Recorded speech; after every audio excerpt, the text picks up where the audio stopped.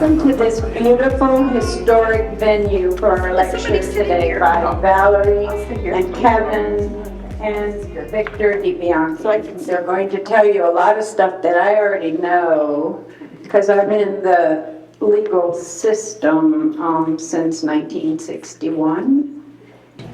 Thanks again for coming, everybody.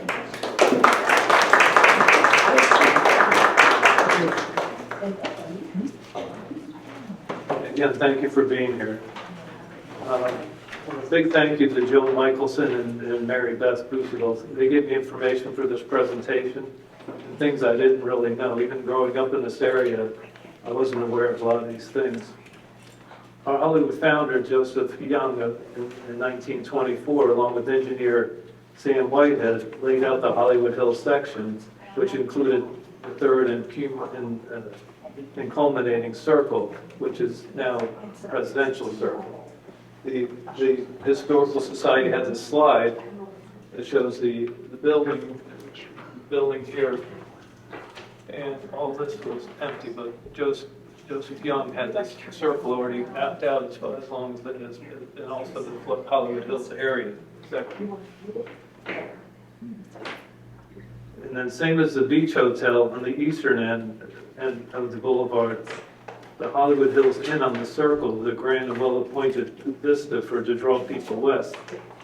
The hotel was completed in the summer of 1925, and the site was only occupied in the winter of 25-26, and then abandoned after the 1926 hurricane. So this, whatever was Military Circle, was a hotel for 1 year before they abandoned it after the hurricane.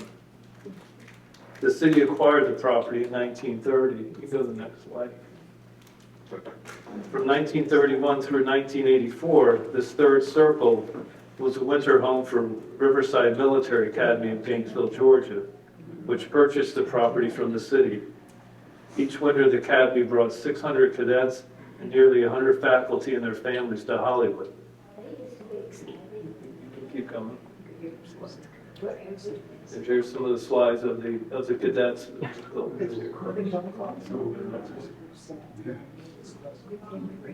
During World War II, Riverside Military Academy relinquished the building to the U.S. Navy for Naval Air Gunners Training School, replacing the cadets with sailors and Marines.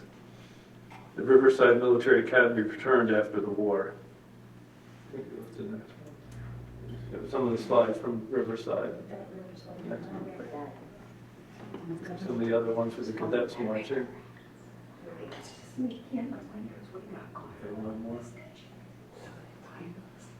Eventually, this is the barracks, the school, and eventually you'll see the next slide where Valerie's father built a funeral home over here.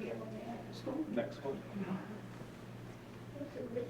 Okay, these buildings were demolished in 1984. The circle was renamed Presidential Circle.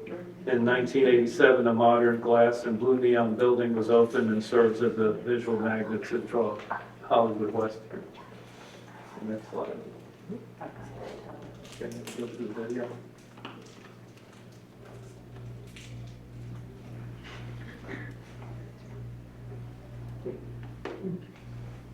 This is some old footage that Valerie's family had of the building of the funeral home in 1961. You'll see a young Valerie standing with her father over here.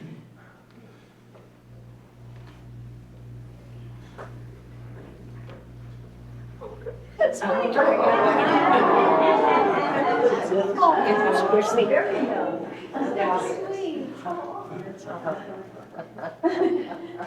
You can see some of the barracks are here. This is over here. This the empty lot, still the empty lot over here. You see the Riverside Academy over here. All this was empty, and then as you go panning south this way, there was no houses in that area. So.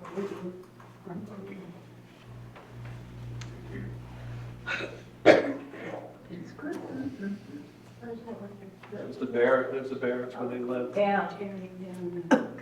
Right here. Yeah. Oh,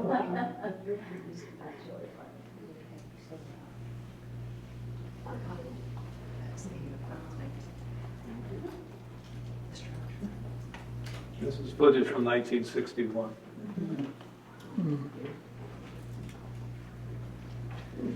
That's the front of the building.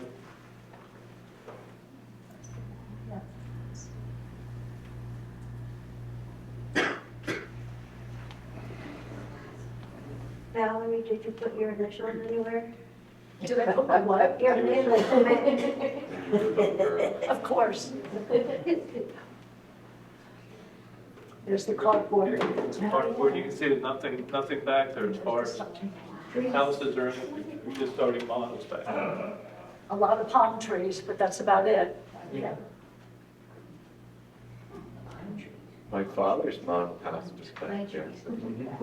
Harrison Street was modeled. What year did your father start building it? 52 and then Oh, look at the 57. handshake. Yes. My dad and his brother. Oh, So sweet. oh. And that's the east side of the building, right?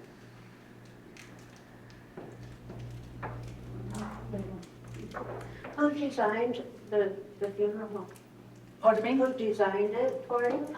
My dad and the I builder, think, right? yeah, I can't think, it's on one of the architects. Mr. Arena.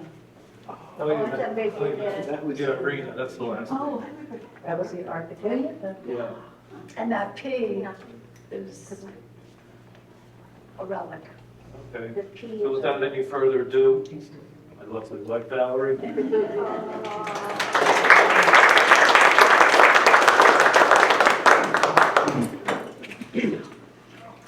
You guys are so sweet. When I say welcome to my home, I really mean it. Really, really. And I'm just so proud that back then, there was nothing here and this was our home, as Kevin just showed you the pictures. And we lived upstairs, and when we take a tour, you'll be able to see where we lived. And there were the windows, we ate dinner, very Italian, and we watched the Riverside Military Cadets march on Sunday. And I thought I was, I didn't know what Macy's Day Parade was then, but when I think back, I was just the luckiest little girl around. I didn't really know why I had no friends or no colleagues. No one would come over to play with me. It's okay. Thank you for being my friend. And you came today. I feel much better. Thank you. And, just to kind of just fast forward in that circle and then come back, Kevin and I have two beautiful daughters. Oh, and we just became Nani and Pop-Pop, by the way. Yes, so that's kind of really exciting. So the next generation has arrived. But as a little girl, not having, any friends was difficult. But I enjoyed and loved every minute of living very Italian, eating food and watching the parade. I thought I was at Macy's Day Parade, like I said. So thank you for coming out to play with me because I feel really, really very lucky. As many of you know, my name is Valerie Panciera, and I want to just show you this little picture of me right there in the little, I was making my first Holy Communion, and we wore the little white veil gown. It was like a big deal, and this is right under the carport, right here, getting into our car and going over to church when it was also so tiny. Little Flower is where I did receive some of my sacraments, and then to Nativity, where I went to school. But under here, look at, that's my mom. She looks like Jackie Kennedy, as I said, and there's my dad, and there's that black car, and I never really wondered why I didn't have any friends, but my mom assured me that I did. And in that circle of life and love, many years later, of course, when Alexandra and Francesca were born, and Alexandra had to stand up in kindergarten during the social studies lesson. They were asked to make a diorama and tell the class what their mommy and daddy did for a living.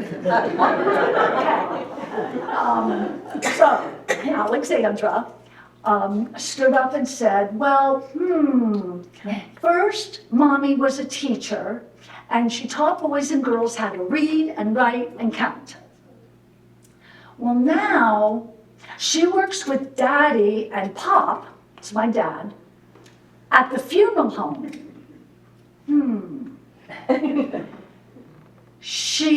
Her job, and she every day helps Nani, my mom, hug the people that are crying. When the teacher told me that, you know how a God wink just lets you know that you're exactly where you need to be? So after teaching 10 years at Pembroke Lakes Elementary and being a wonderful, and I loved every minute of it, second grade teacher, I still remember when my dad backed his car up to the school and said, come on, you're not doing anything this summer, you come with me. And that was the beginning of that part of my journey. So when I say welcome to my home, I truly, truly mean that. So thank you so much for being here. Speaking of circles, as Kevin mentioned, circling back, in 1957, my father, a graduate of the University of Connecticut in Storrs, Connecticut, he was a starting quarterback, and many of his records still have not been broken, which is really kind of neat. And in the front office, you'll see some of his certificates and his picture, and that those records haven't been. That's pretty neat. He was very proud of that.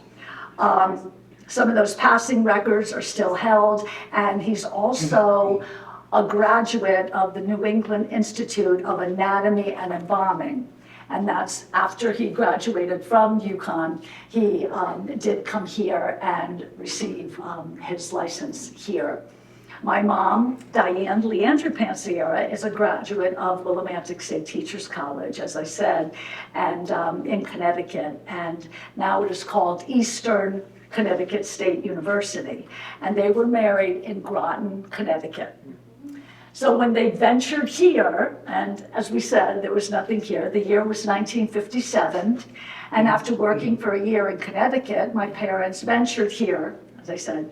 They fell in love with the Hollywood area, yay Hollywood, and for the next 2 years, my father did his internship, because you have to do an internship to be a licensed funeral director at Van Orsdale Funeral Home in Miami and Fairchild Funeral Home in Fort Lauderdale to become a licensed funeral director. Simultaneously, my mother was teaching first grade at the original Hollywood Hills Elementary School, right here in Hollywood. She was a first grade teacher. And Memorial Hospital, ready, was 2 stories tall. Do you remember? Okay, that one building, 2 stories, and there it was, right there on the corner. And I won't tell you what year I was born, but it was shortly, yeah, within there, right there. Okay, 2 stories. It was 2 stories. So I see you counting on your fingers. Just be careful. Okay. And Riverside Military Academy right there. The year was 1960 when that teacher taught at Hollywood Hills Elementary, and that funeral director put a shovel in the ground and built this beautiful landmark. As pioneers to Hollywood, they shared a vision. Together, they purchased and built the Hollywood Hills landmark on what was then known as Military Academy Circle. The year was then 1962, and that funeral director and school teacher opened Panciera Memorial Home. As new business owners and parents, their commitment to our community had only just begun. And I feel blessed and honored to know where I come from, that commitment and that dedication and love. So, excuse me, it was kind of neat that my father would say that so many people said, you're going so far west building that funeral home. So far west. What's so far west? And now, I mean, I do remember 441 was a dirt road and the cow pastures and, the animals were out there. So, Remember that. so the year was 2012. And that was our Jubilee year. And the Hollywood Chamber of Commerce and the Historical Society honored my parents right here on Hollywood Boulevard at 50 years. And the police stopped traffic, and we gave my parents a beautiful, beautiful 50th anniversary. And now here we are, almost 15 years later, and I'm just very proud to say thank you for joining us here today. Thank you for being family, because my mom taught me friends become chosen family, and I live by that. I thank you so much, but mostly thank you for not being afraid to come over and play with me. I really, really appreciate it. Some of the things that the tour that we're going to take will be highlighted. Let me just back up a second. We have 2 daughters, which I told you, and Alexandra is one. When she was at Nativity and she needed to do something in a social studies lesson to say what her mom and dad did, she told the story that I had told her that she did, which was when she was little, she came in, and I always said, make sure you say a prayer. So there was a big Jewish star over the casket. Obviously, the man was Jewish. So she didn't know, religion, color, creed, it just didn't. And she knelt down in front of the Jewish man in the casket with the yarmulke and the Jewish star, and she's like, Hail Mary, full of grace, the Lord is with thee. And she said her Hail Mary and all her little Catholic prayers, and then she just knew that that man was going right to heaven too. So that childlike faith is, I'm very proud of where my mom and dad brought me to, and that Kevin and I have been able to show our daughters how caring for others is beyond words. It's an act of love, and it's love never ending. And so thanks for being my friends and coming over to play with me, because I feel really great about that. And I just feel blessed to be honored that you have visited with us today. So thank you so, so much.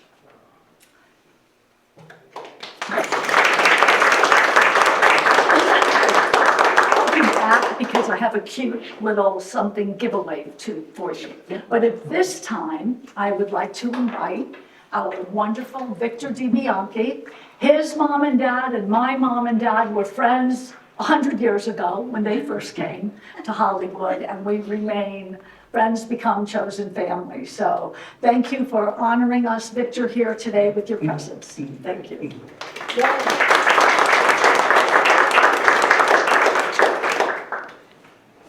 Thank you, Valerie. Thank you, Kevin, for welcoming me here today.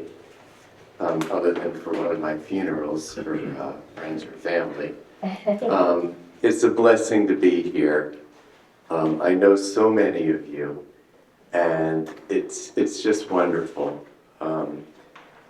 As Valerie pointed out, our parents were very dear friends, and Valerie and Kevin and I are very dear friends. Our children are very dear friends. And now our dogs are very dear. And it's true, their grand dog is at my house right now with my dog. So it's all a circle of life, as Valerie pointed out. And God, I've been a blessed member of this group for so many years. And Karen, without getting too emotional, thank you so much for all you do for the Hollywood Historical Society, for these events, for the library, for this event here at the funeral home, for the events you've had at my home. And it's just a blessing to be a part of this group. And in addition to Karen being the past president of the Historical Society, and now one of the most instrumental members we've ever had, I want to thank Doris Stolzenberg for being here because both Karen and Doris were pioneers in the legal community back in the early 1960s, working in those days we would say legal secretaries, now as legal assistant, for the best law firms in the city, of which I was blessed to be a part of as a very young lawyer. I also want to thank my committee of 100, sister and brother, who are also historians here. Miss Moy from the very famous Moy's Restaurant family is here. And my high school friend, Colleen Cole, is back there. and Mr. Pawanda from Nativity, John, Nativity Men's Club, and so many of you here. I mean, more than half of you are already my clients and my friends, and some of you already said you're going to be calling me. I came to Hollywood in 1957, which was the year I was born. And for those of you that don't think I am that old, yes, I am. To borrow a line from Valerie. I attended Little Flower School as well.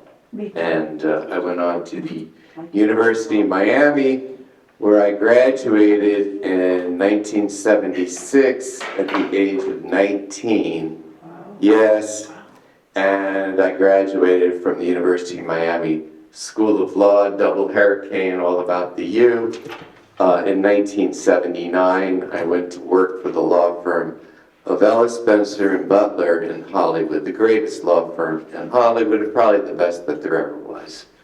I also was fortunate enough to work as a law clerk for McKee and Hyacinth, who is historically the oldest law firm in Broward County, city of Fort Lauderdale.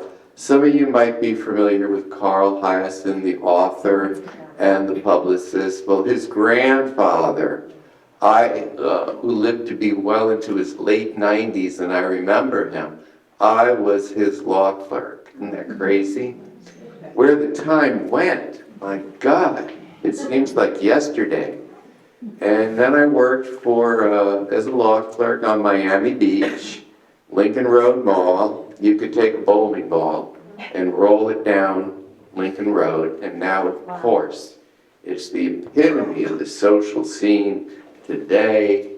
And I worked for the mayor of Miami Beach at the time, the first Mayor Dermer. So I was very blessed. I could have bought real estate on Miami Beach. I could have bought real estate on Las Olas Isles, but I chose to stay in Hollywood. And I never looked back, and I never regretted it. I actually always wanted to be a psychologist, and I know we have a 41-year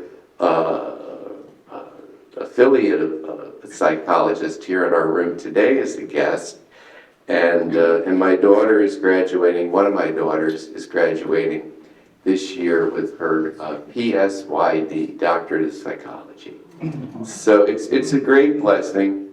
And some of you have asked, yes, I'm the triplets' dad. And you remember before they were born, you remember when they were born, you remember when I was walking them in a stroller, in a quadruple stroller, because I have a son who's going to be 30 this year, and the girls are going to be 27 this year, and 3 of the 4 kids are engaged. So there's no retirement for me. And I don't want to retire. I'm very blessed. I love what I do. As my mother would say, well, it's very easy. You don't work too hard and you make a lot of money. Who wouldn't want to be a probate partner? And that's my mother. My father, who was a builder in Hollywood, and I got a little touched and emotional when I saw the video of the funeral home going up, and Kevin pointed out that was Model Row.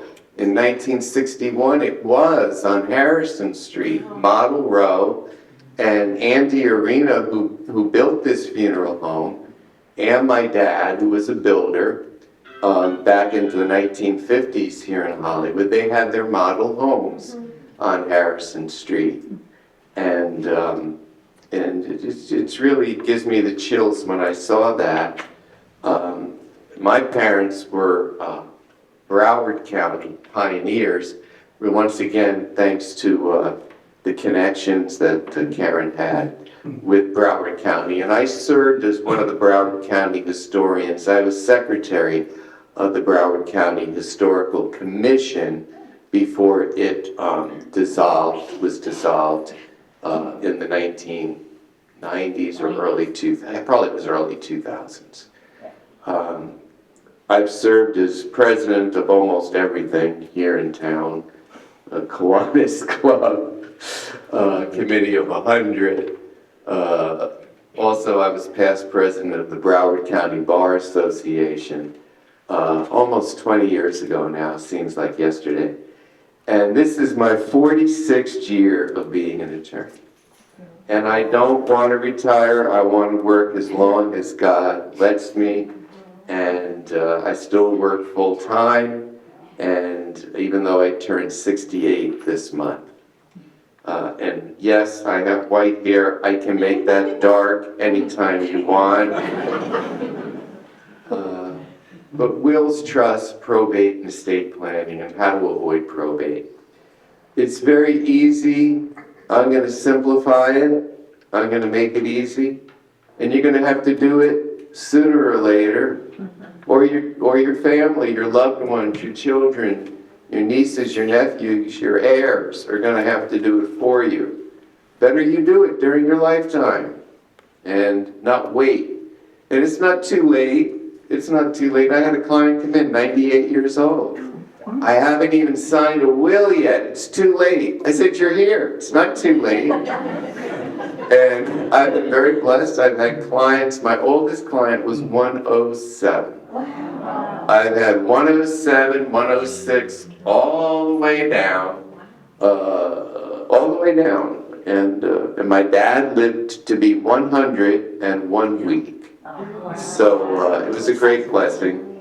My mother passed away shortly thereafter from failure to thrive. I'm not sure if everyone knows that, but when she lost my dad of nearly 74 years, she just felt she wanted to be with him. So, and my brother, who was also an attorney in Broward County for over 45, nearly 50 years, passed away last year, and he was predeceased in death by his wife, Valerie, and he also suffered from failure to thrive. And Valerie and Kevin, of course, took care of all my family's arrangements, which was a great comfort and a great blessing. And so getting back to wills and trusts, the easiest way to avoid probate, the easiest way, and speak out, it's okay. Who knows the easiest way to avoid probate? Go ahead. She a lawyer. Keep living. You got it. Keep living. Don't die. You got it. So many times no one gets it. And the other young lady in front said, no, a lawyer, and that'll keep you out of probate too. That works. Who else has any suggestions how to avoid probate? Yes. Have a trust? You got it, Helene. A revocable, yes, Doris. A ladybird deed. A ladybird deed, perfect. I like to say life enhanced deed. I like to give it a little more class than ladybird, but they do call it ladybird deed. Perfect. Who else knows? You're all doing great. Trust, ladybird deed. What else? Beneficiary. Beneficiary at the bank, on your financial accounts, TOD, transfer on death, POD, pay on death, in trust for ITF. In addition to being the best Chinese food in town, the Moy family also established the American Bank of Hollywood many, many years ago on the Circle, Young Circle in Hollywood. They know all those terms, how to avoid probate, joint ownership, joint names on a bank account, a savings account, a checking account. So many people, I would say probably more than half, think, well, I signed my will. I signed my will. That avoids probate. No, it doesn't. It doesn't. So people say, well, why do I have a will then? Well, you have a will to designate who you want your heirs to be. You designate your heirs in your will and the amounts or the percentages that they are to receive. But it does not avoid probate. Probate is very expensive and it's very time consuming. Probate is a process whereby all the assets that we own, real estate, bank accounts, stocks, bonds, annuities, investments, even safety deposit box, whatever we own that's in our name alone gets frozen at our death by the state. And a probate has to be open to give an individual or individuals jointly that we call personal representative, executor, administrator, all good names, personal representative to administer our estate. Takes anywhere a minimum, by law, minimum of 4 to 6 months. Can't do it any faster than that, by law. And it could be a year, even longer, 2 years. And generally, the fees and the costs are about 3% of the gross value of our estate. Gross value of our estate. So we can do the math very easily. A $300,000 home, 3%, $9,000. $100,000 in a CD, our name alone, 3%. Very easy to do the math. Easy to avoid. Easy to avoid. And the way to avoid it is joint ownership in trust for the Ladybird deed, the revocable living trust, and you'll avoid all these costs and all these expenses. And people say, well, how much do you charge for a will? How much do you charge for a trust? And after 46 years, I'm very blessed. Like I said, I know most of you here in the room. And I'm not in this just to make the money. Of course not. I want to make a living, obviously. But it's not all about the money. And I know that Valerie and Kevin are auctioning off certain perks from their services. And anyone who comes to see me, there's no fees, there's no charge for a consultation, whether it's in person, on the phone, FaceTime. I never charged a consultation fee, and I probably never will. And I can explain how to avoid probate. Also, in addition to the will, I recommend the living will. There's no charge for a living will. I handed some out earlier. That just means no life support. That means if we're terminal, brain dead, our family, the social workers, the medical doctors, our clergy person, all say, listen, there's absolutely no hope whatsoever. Well, we don't have euthanasia here in Florida. We do have hospice, which is a wonderful organization. We just want to go in peace without any artificial or prolonged means. So a will, last will and testament, living will, a medical power of attorney. A lot of us can get that from the hospital for free. Medical power of attorney, healthcare surrogate, where we designate a certain person to be in charge of our medical decisions while we're alive. Well, I signed one. I'm single again, unfortunately, but my 4 children are my medical powers of attorney. So any one of the 4, anyone, and or, can make those medical decisions. So in 2022, I could hardly walk. Karen, Valerie, many of you remember, 21 and 22, I was misdiagnosed. Finally, in 2022, I was diagnosed with a need of a new hip. Well, look at me now, of course. Medical science.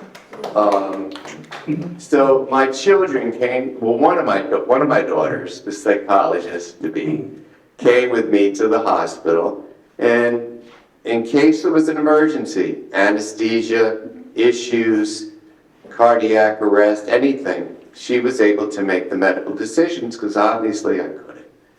Well, in 2023, I had a 2023 was my first surgery. 2024 was my second hip, got that done. And in 2025, hernia last month. So, can't wait for 26. But my children were my healthcare powers of attorney. But now that I'm fully capable of making my own decisions, that goes into abeyance. They can't just go to the hospital and say, my dad needs help, you gotta go pick him up. But in addition to that, the fourth document is a financial, durable power of attorney, durable. So let's say I'm involved in a car accident, and I'm brought 911 to the hospital. And the police, the hospitals, they have a way of finding the next of kin. They know how to do it. I don't know how, but they do. So they contact one of my children. Your dad's in the hospital. We need the medical power of attorney. Okay. So meanwhile, I have bills to pay. I have real estate taxes. I have the plumber, the electrician, and the mechanic, who are all on my list right now, to take care of. I'm not doing very well, so they want to prepay my funeral bill. The financial power of attorney allows them to go to the bank or go online, have access to my accounts to pay whatever bills I have. So in addition to the will, we need the living will, the healthcare power of attorney, and the financial power of attorney. It's generally $1,000 to $1,200 for those 4 documents, and anyone that is referred to me by any of these groups, organizations today, whatever, I discount that in half. So the money is not really the issue. You need those. The revocable living trust, the ladybird deed, they're a little bit more. Trust is about $2,000, once again cut in half to about $1,000. The deed is about $750 with courtesy discounts. So if you do all that math, it could be $2,000, maybe more, married couple, whatever. But it's better than a probate. Believe me, it avoids the probate. And it also it allows your family not to have to make these decisions for you. In addition to avoiding probate, we want to avoid a guardianship, which is actually worse than a probate. Karen can tell you, and Doris can tell you from experience. And it eats up all your money. Guardianships do. Because a guardianship lasts as long as we're alive. It dies when we die, or we regain our capacity. That does happen sometimes, not a lot, but sometimes it does. If you have these documents, they're called advance directives. They take priority over a guardianship. So, God forbid, if I were to slip and fall on my way out today, got good insurance, right? And I injure my head and I have a brain bleed, and really we all have to be careful of that, because as we get up in years, slipping and falling is a big cause of death and injury among middle-aged, older people. You know, I could be out of it for a few months, and my children, they would not have to file a guardianship, because I have pre-need advance directives to avoid the court, avoid the judges, avoid the lawyers. Why do we want the judges and the lawyers involved in our life? We don't. You know, our family unit, whether they be children, nieces, nephews, or friends, sometimes your friends are even better than your family. Yeah. They will be able to make these decisions without the need of additional fees and costs. I don't charge on an hourly rate. I never did. Neither did my predecessor law firms, who I would have nothing if not for them. But most lawyers at these big fancy law firms will charge $500 an hour now. And you know, even the auto mechanics charge $200 an hour. Plumbers, forget it. Electricians. So it can easily be avoided. Easily be avoided. 6 documents in total.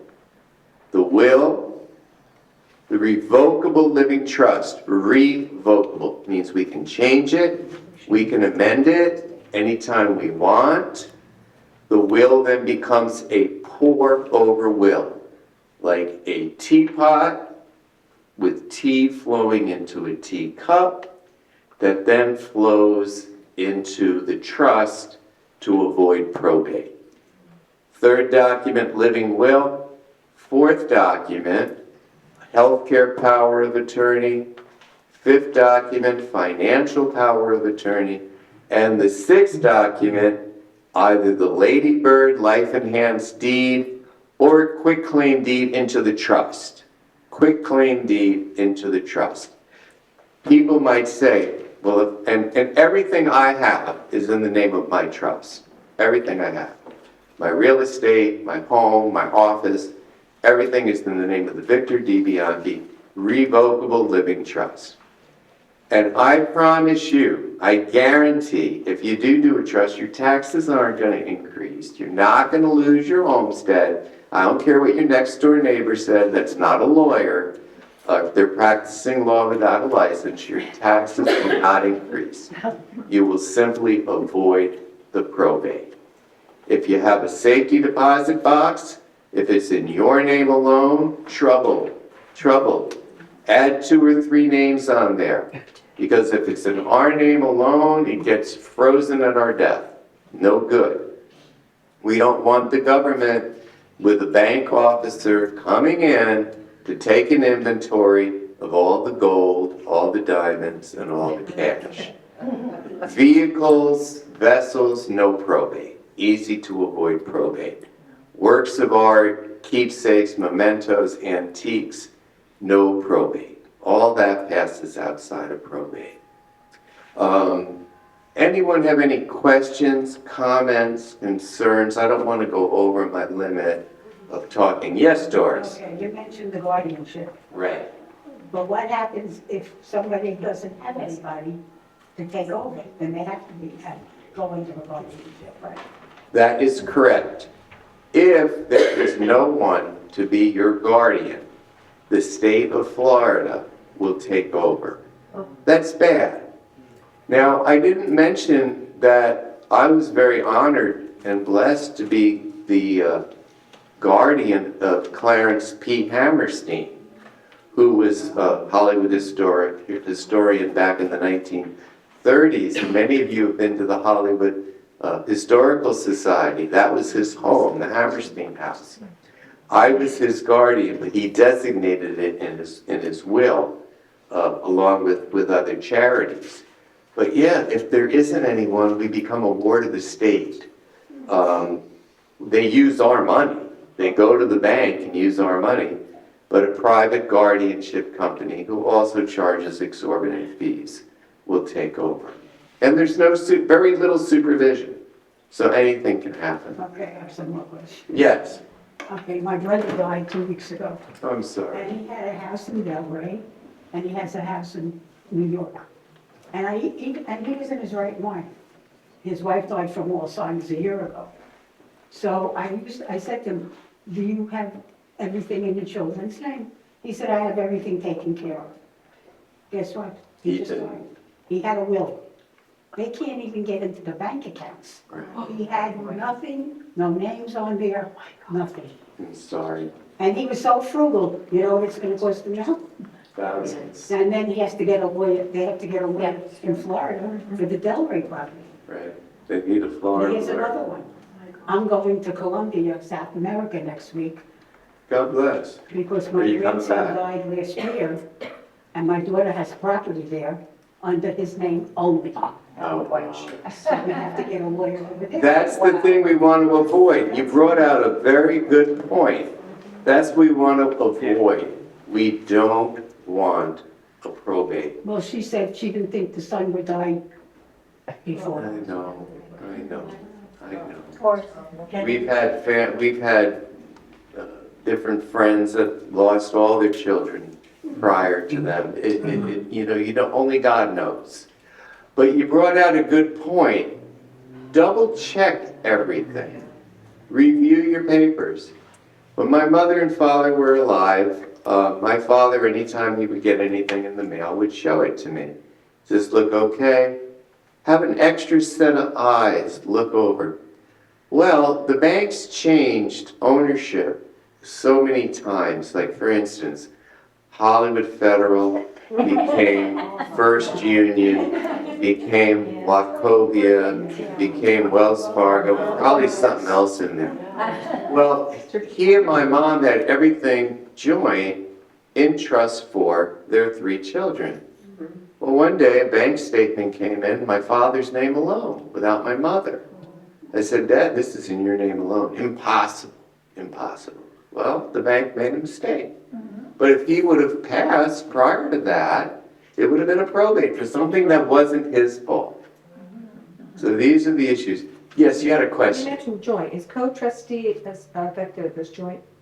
And as a co-trustee? Yes, co-trustees are good. I have all 4 of my children as co-trustee, a majority govern. Of course, if you have 3 or 5 individuals, that might be a little easier for the majority. But I mean joint sign-on accounts. you can go to the bank and say either or. You can designate one or both. Some people specifically want 2 signatures. I don't advise it for medical, because in the event of an emergency, they have to act quick. But for finances, 2 individuals are fine. Yes. True or false, if you have a trust, oops, So when you design those people that you said to put, because everything is on my name. Yes. right now. When you choose the individuals you want, yes. Can you change when you see? Oh, of some course. people get the idea that if you put their name there. That's a good point. That's why we say revocable. It can be changed at any time. Revocable. I had family members, they come in 1 week, you're in the will. Next month, you're out. Next year, you're back in. There was another question. Yes.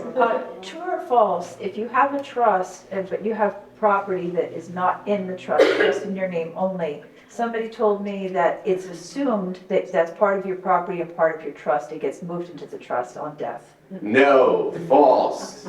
Absolutely false. I have a revocable living trust. If I have my property, my homestead on South Lake Drive, in my name alone, probate.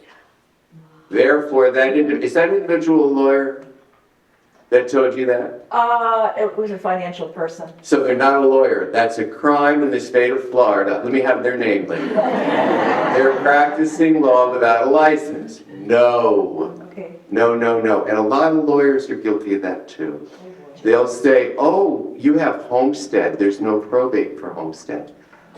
Well, yes, there is. You have to go to court, file probate in order to get the order of homestead. So that's why always get 2 opinions, at least 2 or 3. Who else has questions? Yes, ma'am.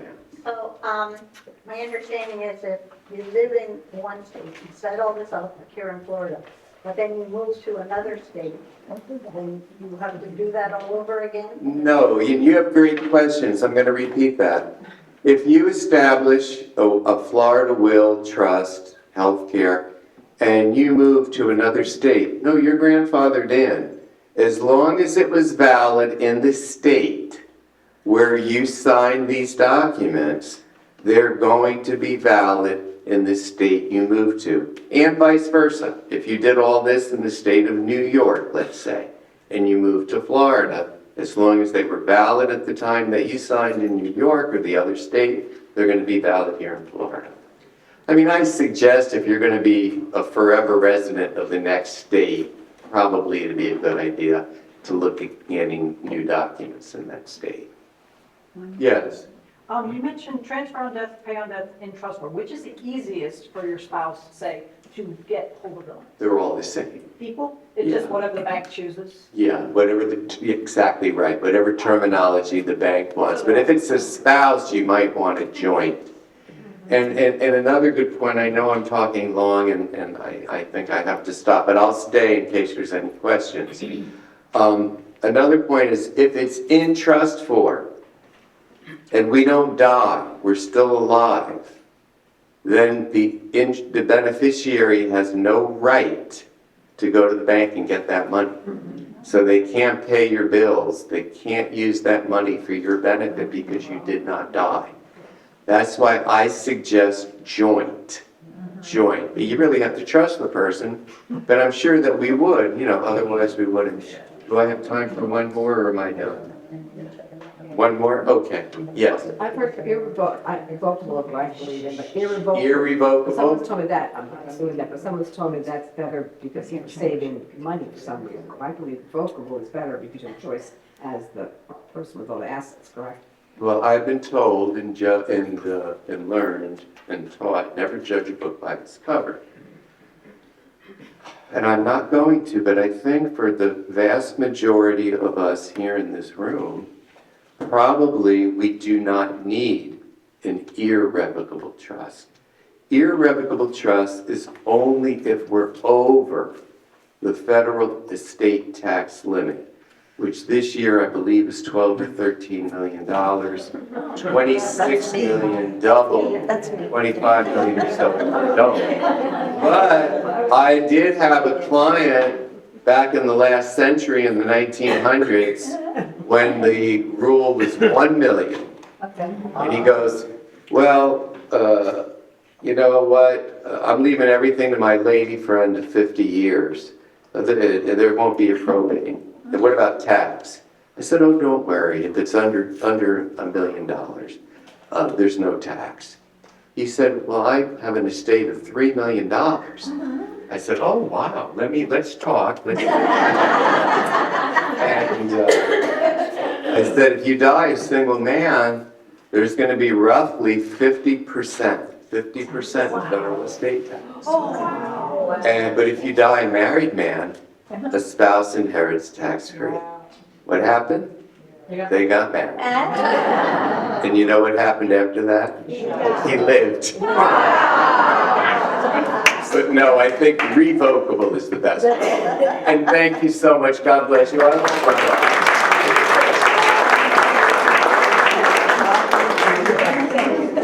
So I never tired of hearing some of these stories.